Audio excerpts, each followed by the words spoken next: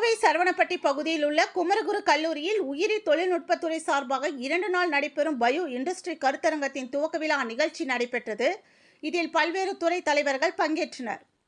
கோவை சரவணப்பட்டி பகுதியில் குமரகுரு கல்லூரி உள்ளது. இக்கல்லூரியில் உள்ள உயிரி தொழில்நுட்பத்துறை சார்பாக 2 நாட்கள் நடைபெறும் பயோ இண்டஸ்ட்ரி கருத்தரங்கத்தின் துவக்க விழா இன்று கல்லூரி வளாகத்தில் நடைபெற்றது. இதில் வளர்ந்து வருகின்ற போக்குகள், வாய்ப்புகள், சவால்கள் குறித்து மாணவர்கள், ஆசிரியர்கள், தொழில் வல்லுநர்கள் கலந்து கொண்டனர்.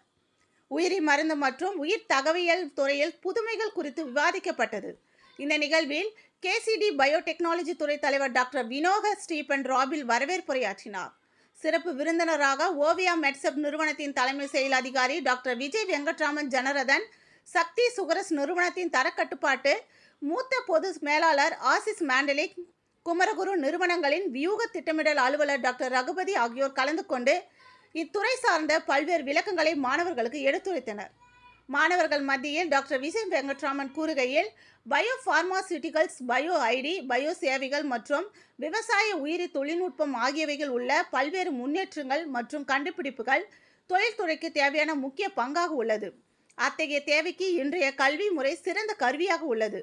கல்வியில் புதிய புதிய யுக்திகள் மாணவர்களிடமிருந்து உருவாகின்றது. இவ்வகையான உருவாக்கத்திற்கு இவ்வாறான கருத்தரங்கள் முக்கிய காரணியாக செயல்படுகின்றது என்றார். தொழில்சார் சூழல்களில் தடையின்றி ஒருங்கிணைக்க தேவையான திறன்கள் மற்றும் நடத்தைகள், வேலை பயிற்சிக்கு தேவையான நேரத்தையும் வளங்களையும் புதிய புதிய கண்டுபிடிப்புகள் குறைக்கலாம் என்றும், கல்வித்துறை மற்றும் தொழில் கூட்டாண்மை மூலம் ஒரு புதுமையான சுற்றுச்சூழல் அமைப்பை உருவாக்க முடியும் என்று தெரிவித்தார் என்பது குறிப்பிடத்தக்கது.